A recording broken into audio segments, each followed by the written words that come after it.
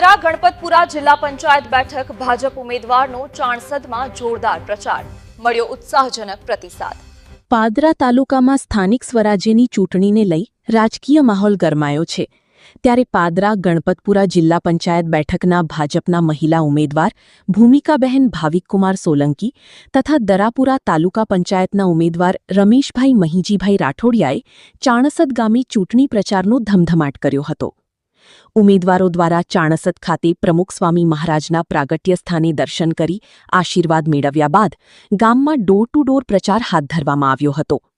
આ દરમિયાન ગામજનો સાથે સીધી મુલાકાત કરી વિકાસના મુદ્દાઓ રજૂ કરવામાં આવ્યા હતા। પ્રચાર દરમિયાન ગામજનોમાં ઉત્સાહભર્યું વાતાવરણ જોવા મળ્યું હતું।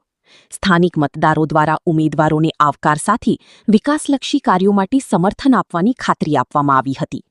મહિલાઓ, યુવાનો અને વડીલો દ્વારા પણ સકારાત્મક પ્રતિસાદ મળતા ઉમેદવારોમાં જીતનો વિશ્વાસ વધુ મજબૂત બન્યો છે।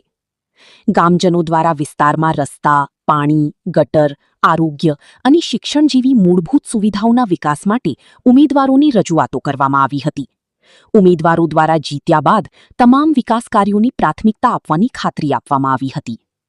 ચૂંટણી પ્રચાર દરમિયાન ભાજપ કાર્યકરો મોટી સંખ્યામાં જોડાયા હતા અને વિકાસ માટે મત આપોના નારા સાથે ગામમાં ઉત્સાહજનક માહોલ સર્જાયો હતો।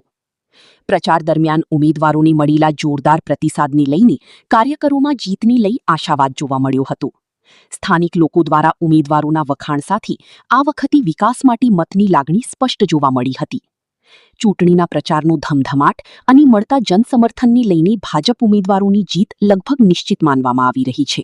જિલ્લા પંચાયતનો આજે ચૂંટણી પ્રચાર ચાણસદ ગામથી અમે શરૂઆત કરી છે। ગામમાં ડોર ટુ ડોર ચૂંટણી પ્રચાર કરીએ છીએ પ્રમુખ સ્વામી મહારાજના ધામથી અને સારો ગામનો સાથ અને સહકાર મળ્યો છે। એની સાથે ગામ લોકો આજે એકત્રિત થયા અને ગામમાં ડોર ટુ ડોર પ્રચાર કરવાની આથી અમે શરૂ કર્યું છે। ગણપતપુરા જિલ્લા પંચાયતના ઉમેદવારનું નામ શું છે? ભૂમિકાબેન ભાવિકકુમાર સોલંકી અને અમારા સાથે તાલુકા પંચાયત સદસ્ય છે રમેશભાઈ, દરાપુરા તાલુકા પંચાયતના સદસ્ય છે, એ બી અમારી સાથે જ છે અને એમનો સાથે બી અમે બે સાથે ઉમેદવાર અમે ગામમાં ચૂંટણી પ્રચાર શરૂઆત કરી છે। આજે રાઠોડિયા દરાપુરા બેઠક 6 નંબર પરથી મને ટિકિટ ભાજપે આપી છે અને બાપાના સાનિધ્યમાંથી રહીને આજથી મુહૂર્ત અમે જે ચૂંટણી પ્રચાર કર્યો છે અને જનતાના સૌ સાથથી આગળ વધીશું।